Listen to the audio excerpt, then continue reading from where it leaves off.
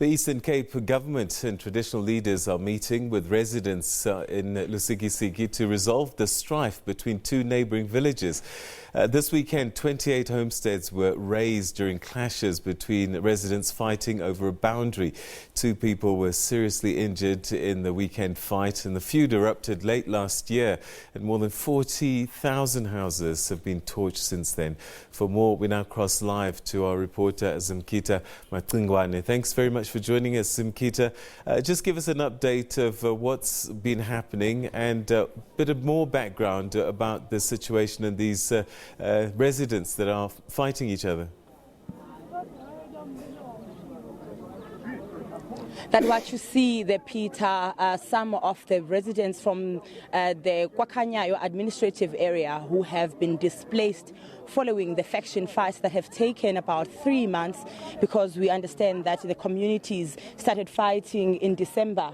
The main issue that they are fighting about is the issue of having two traditional leaders for the two separate villages, and that is the village of, they are separated by a boundary. So they want one traditional leader for each village, but currently they have only one traditional leader who is administering the two separate villages. And today we are having a number of MECs from the Eastern Cape government, that is 4 MECs from the social development, the MEC for safety and liaison in the province, also the MEC of cooperative governance and traditional affairs who is here, and also MEC Oscar Mabuyane who is from economic development. They have come to this community to engage with the people that are believed to be at the center of these faction fights.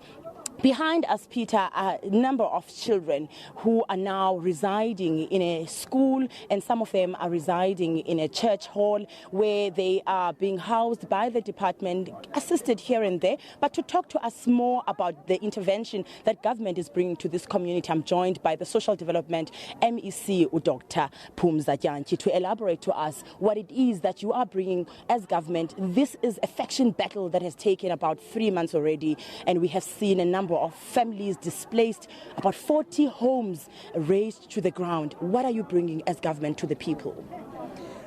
Indeed, Zimkhitha, this is a very unfortunate situation of people, vulnerable people that find themselves in this situation because of faction fighting. We are here as government to try and bring closer the people that are fighting, but first of all we must speak to their chiefs, because we think where they are staying they are being ruled by some kingdom. All the chiefs are here, we're trying to find a solution, but as government we brought some relief to the people that are displaced, that are staying in the hall. It is not a conducive place to stay in because they're babies, they are the people with chronic illnesses, they are disabled people, they are elderly people. But we are trying our level best to make them as comfortable as they can be.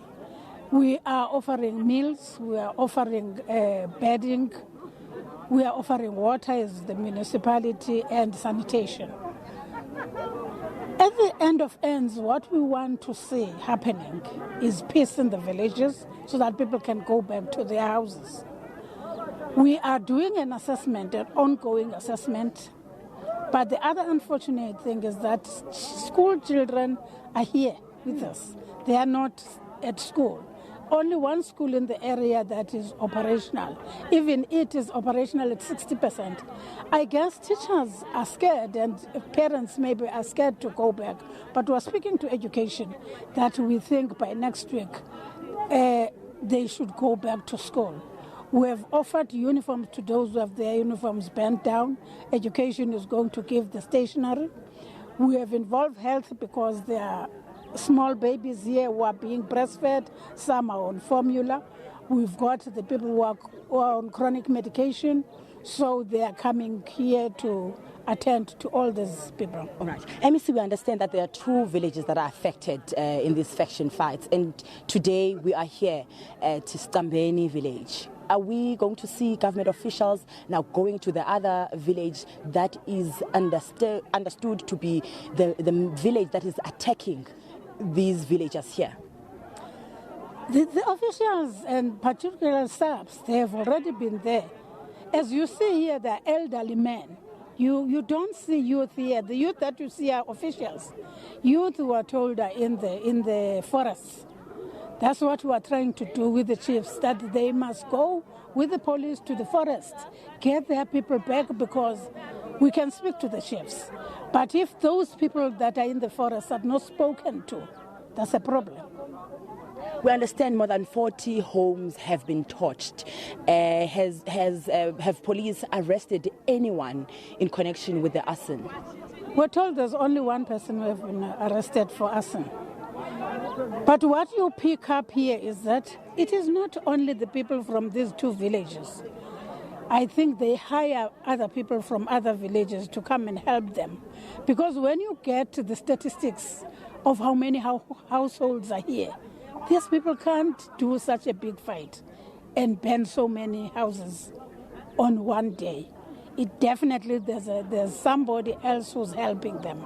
This is what we're trying to get from the chiefs and the headmen, so that they can come clear and tell us what led to this faction fight. Well, it's about boundaries, they're saying, but there's not even a river that separates them. How do you create a boundary when you are from one chieftainship? There's something that is not really clicking. Lastly, MEC, we understand that these faction fights started taking place around December. What took government so long for you to intervene? Surely, even if they started in December, as we're listening to the people and the chiefs, it was rumored that they were going to fight in December, and it didn't happen. It didn't happen in January. It happened in February. It became worse in March. Government, if government is not informed by the people that are on the ground, it is difficult to intervene. But as we were told, we sent our forces, officials were on the ground from last month when they were told that there is this faction fighting going on here. Thank you very much. Well, there you have it, Peter.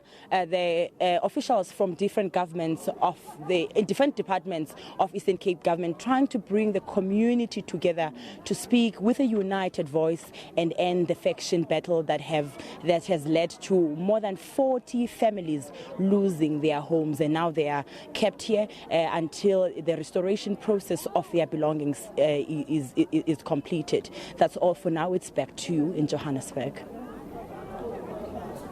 Zimkhitha, thanks very much indeed. And that's a false story that we'll continue to try and get updates from you as it unfolds. Thanks so much indeed. We'll